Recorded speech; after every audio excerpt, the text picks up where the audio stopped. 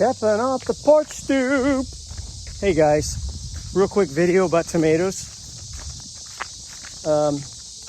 Hi, by the way, Kevin from 8 O'Clock Tomato Talk. Yeah, it's my new channel here, and I'm just hoping to really share our passion for gardening and the joy of it. We need so many more people doing it, especially in this country. So we're going to talk about one of my favorite tomatoes. Just going to pan around and show you the garden we're going to be in, the original garden. We've talked about this one. If you watch the raised bed video, the series on that, I mentioned this a few times. This is where we flipped the sod over early this spring in March, and just threw a thin layer of chopped up leaves and a little thin layer of manure I got from my nice neighbor, and just planted into it kind of prematurely. So things are a little, including the tomato plants, are a little tall and spindly. I like the tall part. I don't like the spindly part. So we're going to talk about one of our favorite tomatoes, though, before the sun goes down on me, and that is yellow pear.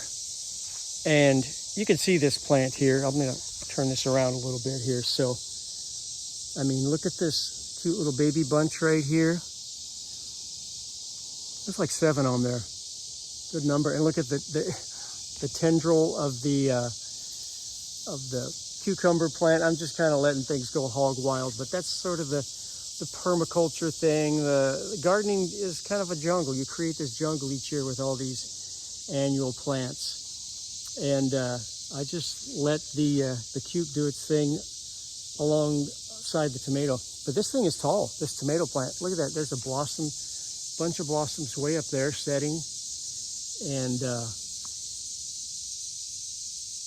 I mean, you know, that's like 7 feet tall. So there's that little bunch again right there. So yeah, yellow pear is the tomato. I think I mentioned that.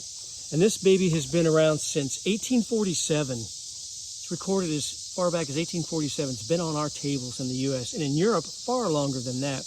They actually have this tomato planted at the Smithsonian Heirloom Gardens in Washington, D.C. So that's really cool, isn't it? Very aptly named, shaped like a little pear. Very mild. It is, I guess color it correlates with the acid level in tomatoes. And the yellow ones always seem to be milder, less acid. So I think that stands to reason that the yellow ones, just by color, you can tell they're going to be a little bit lower in acid. But it's a very mild tomato. Not amazing tasting, just a real good, mellow taste. You can slice it in half long ways and put it in salads. We eat them fresh, you know.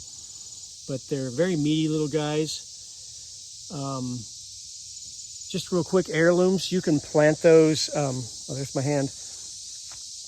You can save the seed. As a matter of fact, I don't know if I mentioned, but this is the first seed we ever saved for our garden the following year. So this is how we got started seed saving, was this exact variety of vegetable, the yellow pear tomato. So we've been growing from the seeds we've saved for over 15 years without ever buying another packet of yellow pear seeds.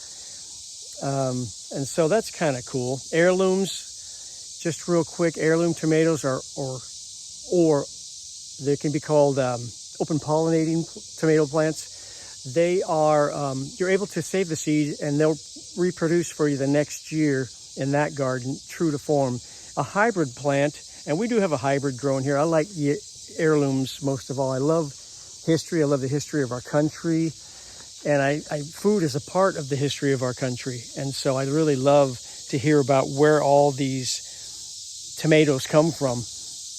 And they all have an interesting story. But, okay, so back to hybrids. You cannot save the seed from them. They won't reproduce true to form. They come from 2 separate parents, and I do have a hybrid out here. Most of what we grow in our garden is heirloom, I'd say 90%.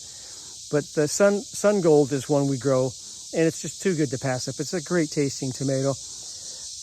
I got a tomato book from my son years ago, and the expert it was called Epic Tomatoes, I think was the name of the book. And in the book, the guy mentions, I believe the only heirloom or the only hybrid that he grows, excuse me, and that's the Sun Gold. But you can't save the seeds from those because they won't reproduce true to form the next year. When they create a hybrid,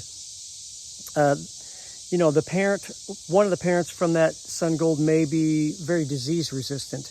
and the other parent may be very productive, and the two of them together makes a really good tomato. They call that hybrid vigor. It just has real strong growth tendencies, and it's very desirable to have, but the downside is you can't save the seed, and it doesn't have that rich history either.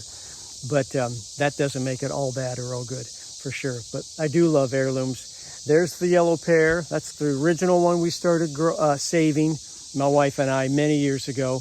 And I just wanted to share that with you guys. Have a good one. Talk to you later.